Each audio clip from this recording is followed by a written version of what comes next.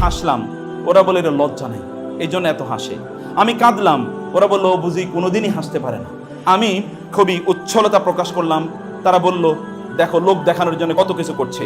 আমি একটু মন খারাপ করে বসে থাকলাম, তখন তারা বলল ওর আসলের অবস্থাটা এখন প্রকাশিত হয়ে গেছে, ও আসলে এরকম গোমরামুখী। আমি একটু ধৈর্য ধারণ করলাম, তখন এরা বলল লোকটা খুবই ভীরু কাপুরুষ, এই জন্য তার সাহসিকতা নাই। যদি তার সাহসিকতা থাকতো, শক্তি থাকতো, তাহলে সে রিয়েকশন করতে, কিছু কথা বলতো।